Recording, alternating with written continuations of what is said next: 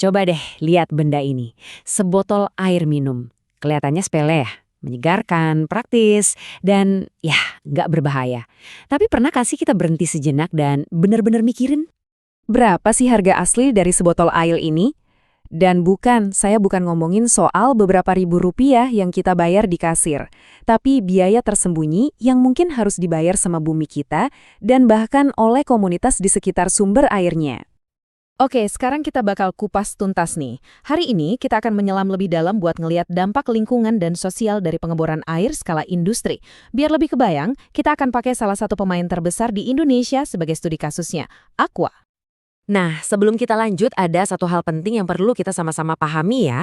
Dampak yang akan kita bahas ini tuh nggak bisa dipukul rata. Beda lokasi pabrik, beda kondisi geologinya, beda juga upaya konservasinya, ya beda juga dampaknya. Jadi anggap aja ini gambaran besarnya ya. Oke, kita mulai perjalanan kita dengan melihat ke bawah, jauh ke dalam tanah, untuk memahami konsekuensi pertama yang seringkali nggak kelihatan, tapi dampaknya luar biasa. Dampak besar yang pertama, amblesan tanah. Coba bayangin deh, aquifer itu loh lapisan bebatuan di bawah tanah yang nyimpen air, itu kayak spons raksasa yang lagi jenuh sama air. Nah, apa yang terjadi kalau industri datang dan menyedot air itu gede-gedean, tanpa henti? Ya sponsnya diperas sampai kempes. Akibatnya, tanah di atasnya pelan-pelan ikut turun, ambles. Dan ini bukan cuma teori loh. Di kota-kota besar kayak Jakarta atau Semarang, kita bisa lihat dampaknya dengan mata kepala sendiri.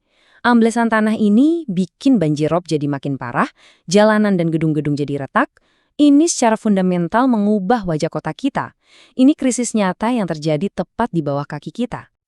Oke, masalah berikutnya nggak kalah serius nih. Intrusi air asin. Jadi gini, di daerah pesisir itu ada keseimbangan yang sangat rapuh antara air tawar di bawah tanah sama air asin dari laut. Pengeboran yang berlebihan itu, ya mengacaukan keseimbangan itu. Jadi, poin krusialnya begini. Saat air tawar disedot habis-habisan, ada kekosongan yang tercipta. Dan siapa yang ngisi? Air laut. Dia merembes masuk. Hasil akhirnya, bencana. Sumur-sumur warga yang tadinya jadi sumber kehidupan, tiba-tiba jadi asin. Dan sekali asin, rusak selamanya. Ini bukan lagi soal nggak nyaman, ini soal kehilangan sumber air bersih secara permanen. Dampaknya ternyata nggak berhenti di bawah tanah aja. Apa yang terjadi di kedalaman bumi itu punya hubungan langsung loh sama sungai dan mata air yang kita lihat di permukaan. Koneksinya gimana? Yuk kita lihat. Jadi pengeboran skala industri itu ibaratnya mencegat air di tengah jalan sebelum dia sempat ngalir ke sungai atau muncul jadi mata air. Efek dominonya ngeri, mata air bisa kering kerontang, debit air sungai anjlok, apalagi pas musim kemarau.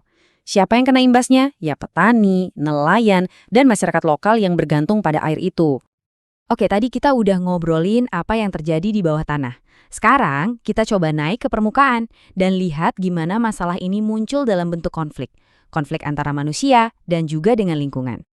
Nah, slide ini nunjukin banget inti dari konflik sosialnya.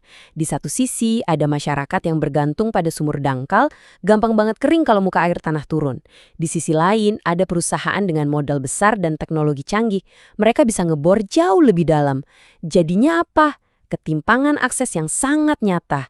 Sumber air tradisional warga bisa hilang gitu aja.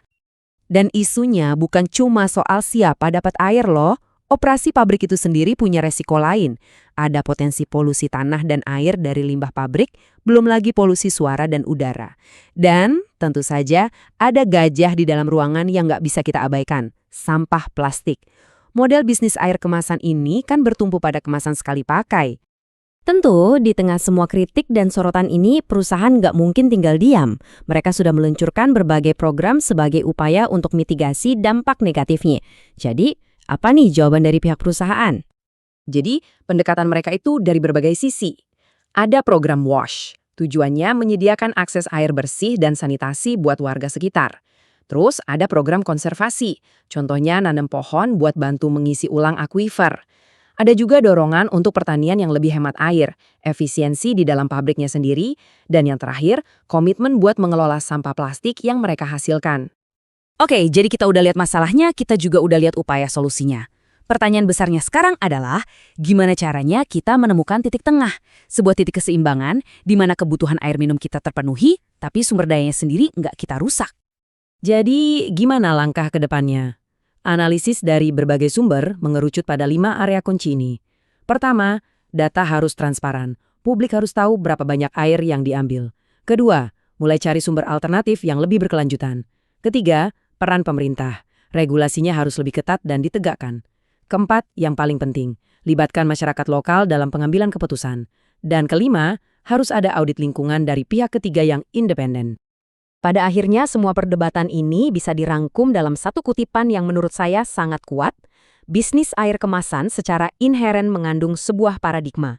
Di satu sisi, ia menyediakan air minum bersih, tapi di sisi lain, ia berpotensi merusak sumber daya air itu sendiri.